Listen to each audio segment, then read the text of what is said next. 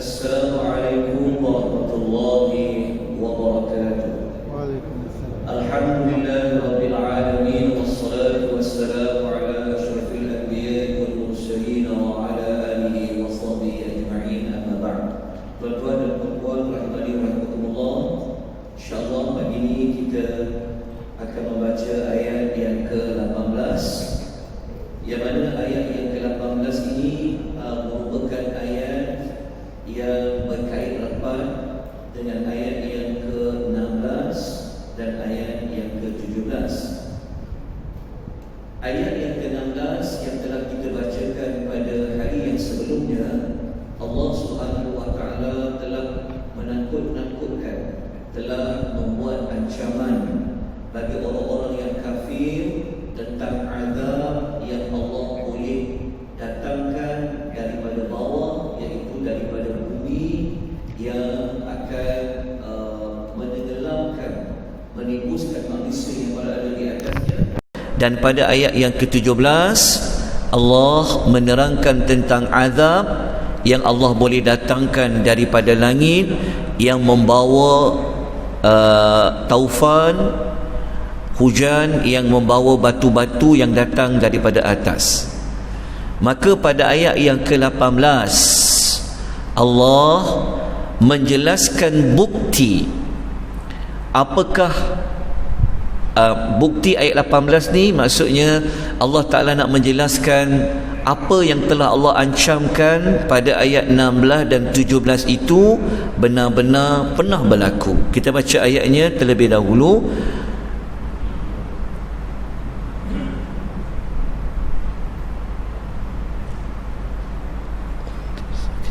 Set slide dah. Okey. A'udzu billahi minasy syaithanir rajim.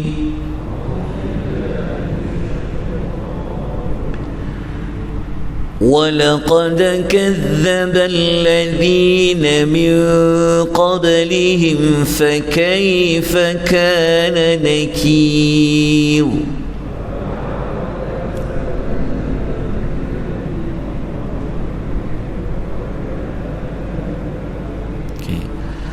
Walaqad, dan sesungguhnya benar-benar.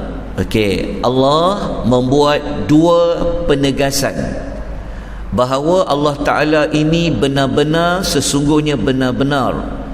Kadzdzabal-ladzi, orang-orang yang sebelum mereka, min qablihim, sebelum mereka. Okey, ayat 18 ni Allah menerangkan. Kalau ayat 16, ayat 17 Allah memberikan ancaman.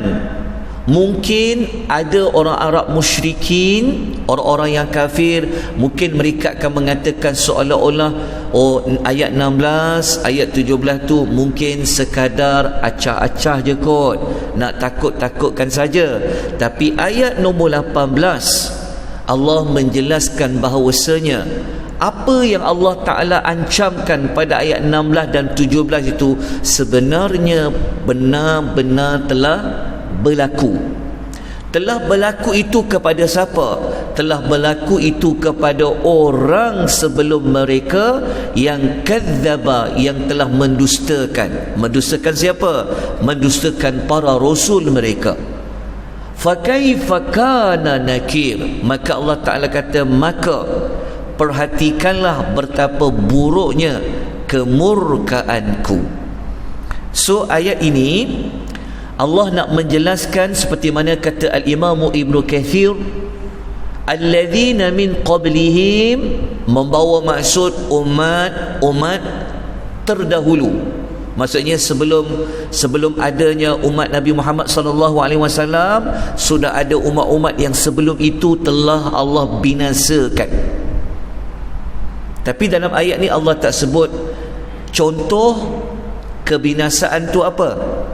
Tetapi kalau kita ambil ayat 16, ada umat manusia yang Allah boleh binasakan dengan bumi timbus dia. Dan pada ayat 17 Allah Ta'ala menyebutkan ada umat manusia Allah boleh datangkan batu-batu bersama dengan angin taufan yang kuat. Jadi Allah Ta'ala kata, bagaimana peringkaranku terhadap mereka serta hukumanku terhadap mereka, iaitu sangat dahsyat, sakit lagi sangat pedih. Kita telah sebut pada hari yang semalam, hari yang sebelum ini, bahawa azab Allah ni, kalau Allah turunkan, azab Allah sangat pedih. Jadi Allah Ta'ala kata, cuba tengok, cuba kau renung, insaf, jadikan sepadan bagaimana umat-umat dulu yang mendustakan Rasul, kami telah binasakan mereka. Okay.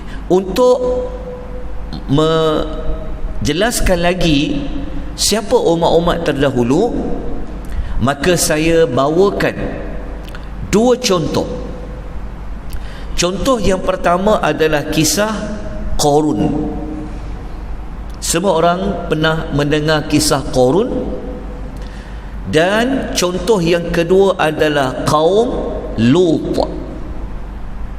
Qarun sangat dekat dengan ayat nombor 16. Kisah Lut sangat dekat dengan kisah ayat 17. Kita lihat terlebih dahulu siapa itu Qarun. Kalau nak merujuk kisah Qarun, tuan-tuan boleh rujuk dalam Suratul Qasas ayat nombor 76, muka surat 394, yang Allah Ta'ala menerangkan Qarun ini siapa. Qarun dia sebenarnya adalah daripada kaum Nabi Allah Musa. Maknanya Qarun ni sebenarnya adalah Bani Israel. Dia bukan daripada susur galuh kaum Fir'aun, tapi dia orang kuat Fir'aun. Qarun ni dia dipanggil orang yang banyak memberikan bantuan kepada Fir'aun dari sudut sumber keuangan. Sebab tu dia jadi orang kuat Fir'aun. Tapi asalnya dia adalah daripada kaum Musa. Qarun, kata Allah, fabagha alaihim. Qarun ni dia sombong dan dia zalim terhadap Bani Israel. Dan Allah kata lagi, Qarun ni dia punya kayanya Allah Ta'ala bagikan kepada dia adalah Al-Kunuz. Al-Kunuz ni dia merujuk kepada pelbagai jenis kekayaan. Okey. Dan dia memiliki mafatih tu, dia memiliki, kalau tempat simpan harta tu macam kotak-kotak. Kalau kita zaman sekarang mungkin peti besi. Zaman dulu dia ada kotak-kotak yang menyimpan harta tu. Anak kunci, maksudnya kotak harta tu, dia punya besar dia nak angkut, maksudnya dalam tu ada emas ke, dalam tu ada perak.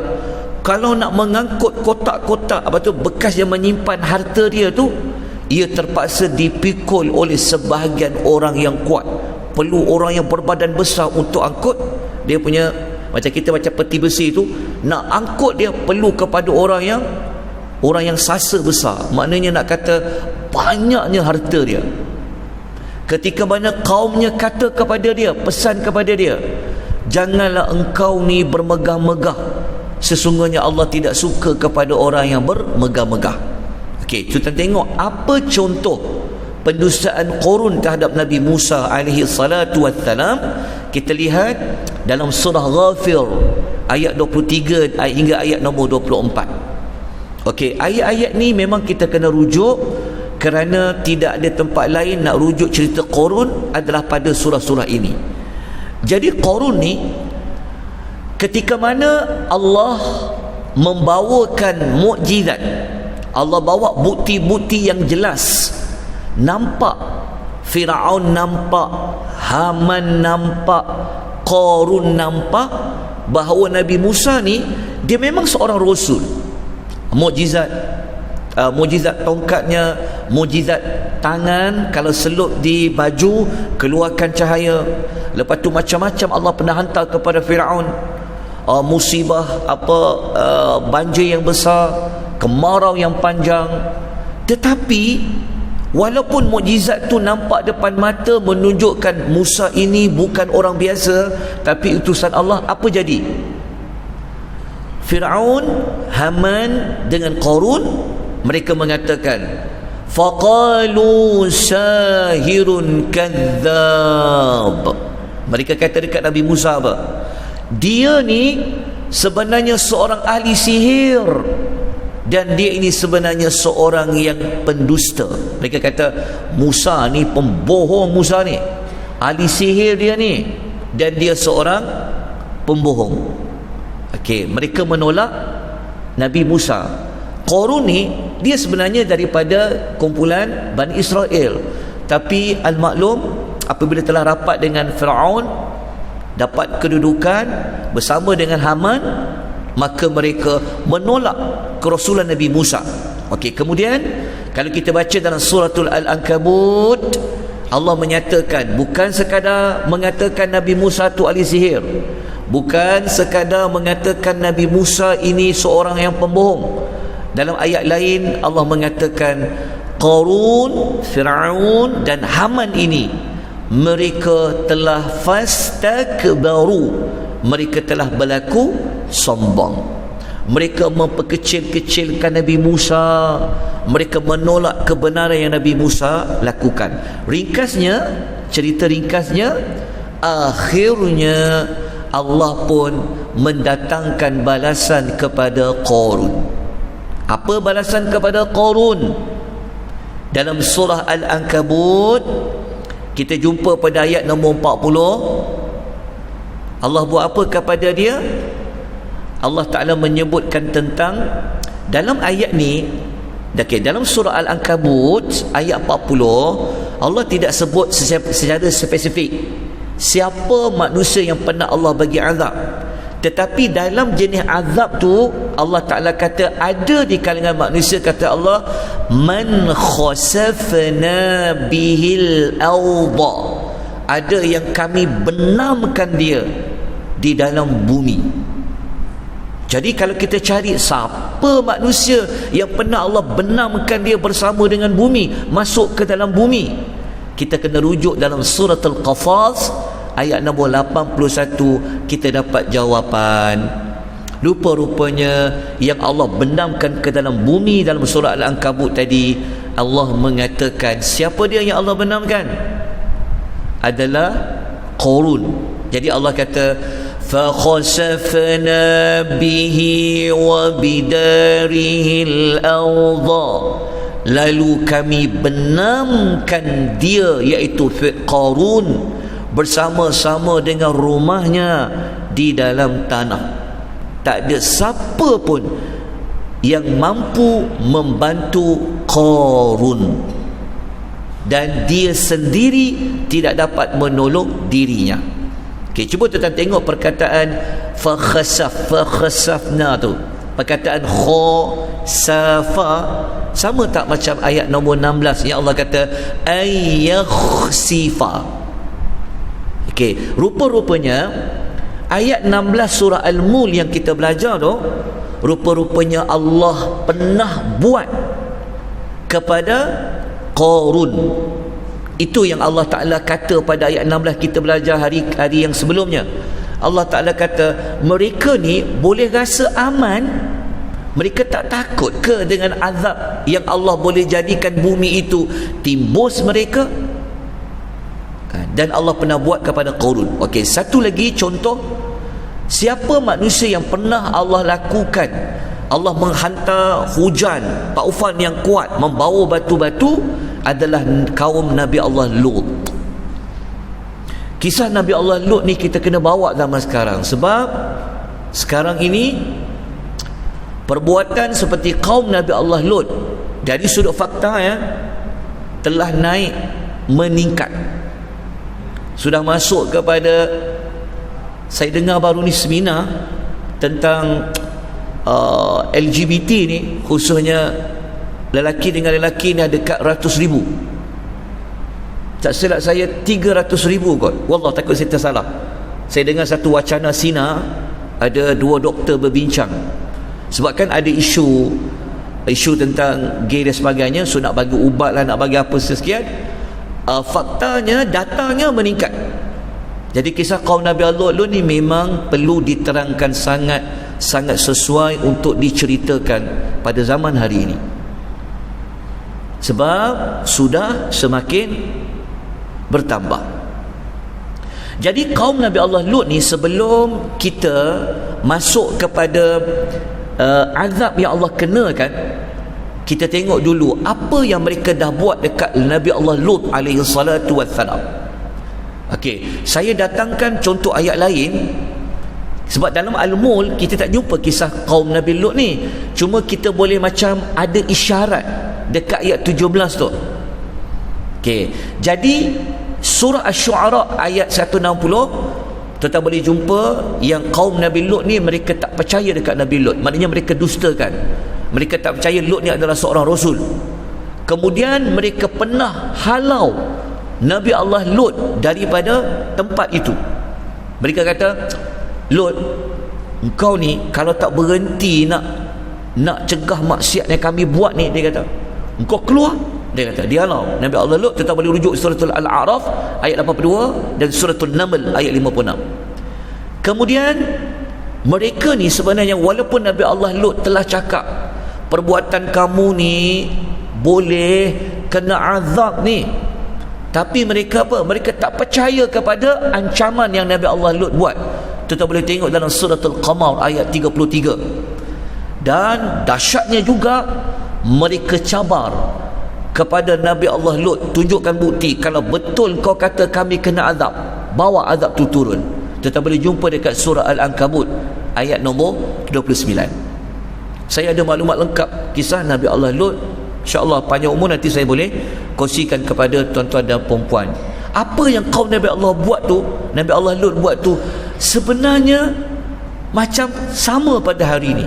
Kalau kita baca kisah Nabi Allah Lut ni, kaum dia ada pot, dia ada tempat yang mereka buat perbuatan sodomi tu secara terbuka. Dia ada tempat dia. Dan zaman sekarang ni pun banyak kan, ada simbol lagi kaum, ada simbol yang apa, LGBT tu menggunakan sekarang gerakan asasi dengan alasan ini gerakan hak asasi manusia. Kalau kita rujuk ayat-ayat dia macam sama ya. Okey, tak apa, itu kita cerita kemudian lah. Okey, tetapi kita nak tunjuk apa balasan yang Allah bagi kepada kaum Nabi Allah Lut. Okey, saya tak dapat nak letakkan ke semua ayat sebab saya nak pendekkan nota ni, tapi saya dah letakkan dalam nota itu apa kronologi dia, azab tu Allah bawa datang. Kita boleh lihat tu, saya dah susun dia punya ayat-ayat dia.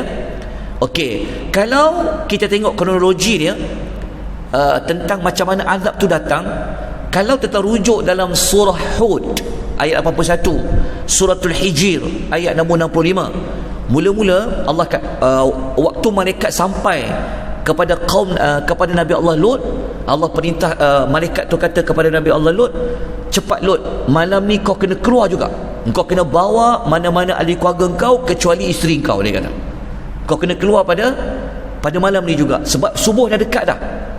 Sebab kaum Nabi Allah Lut ni mereka dapat azab ketika terbit matahari. Allah terbalikkan tu dan kita akan cerita sekejap lagi. Kemudian para malaikat pesan kepada Nabi Allah Lut, surah Hud ayat 81, kita boleh tengok dalam dua surah tu. Para malaikat kata apa? Kalau kau keluar malam ni juga, engkau jangan pandang belakang. Maksudnya malaikat kata, engkau nanti kalau kau keluar, biar pengikut kau jalan depan, engkau berada di belakang sekali, dan jangan pandang belakang. Dia kata ada banyak pentafsir yang kata jangan pandang belakang ni seolah-olah jangan nak kesian-kesian lagi, terus pergi. Okey, kemudian Allah perintahkan Nabi Allah Lut dengan kaum dia yang beriman dengan dia pergi ke tempat yang Allah arahkan, tapi tak ada jawapan tempat mana mereka pergi. Tapi mereka keluar daripada perkampungan mereka, pergi, dan akhirnya ketika mereka pergi itu, dalam perjalanan tu, sebelum Allah nak hantar azab-azab ni, azab pertama apa berlaku? Allah telah butakan mata kaum Nabi Allah Lut alaihi salatu wassalam. Tetap boleh rujuk dalam surah Al-Qamar ayat nombor 38.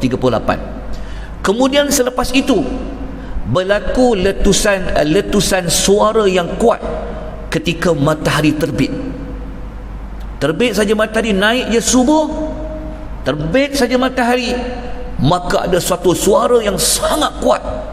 Tetap boleh rujuk dalam surah Al-Hijr ayat nombor 73. Kemudian Allah terbalikkan yang di atas menjadi ke bawah, yang bawah jadi ke atas. Tetap boleh rujuk dalam surah Hud ayat nombor 82 dan Al-Hijr ayat nombor 74. Dalam masa yang sama, waktu nak terbalikkan tu, Allah telah catat dekat setiap batu tu, siapa untuk siapa batu-batu ni, dengan angin ribut taufan yang sangat kuat. Itu yang dipanggil apa? Dihujani dengan batu daripada tanah yang dibakar dan ada tanda. Tuan-tuan boleh rujuk dalam surah-surah yang saya telah letakkan di dalam nota tu.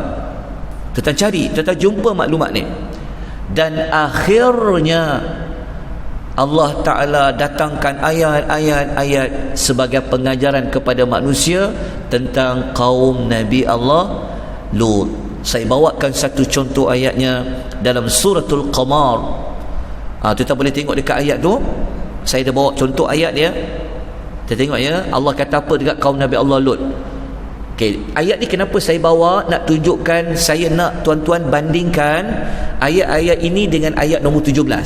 Ada tak perkataan sama? Allah kata apa dekat ayat suratul Qamar ayat nombor 34. Allah kata inna arsalna alaihim hasiba.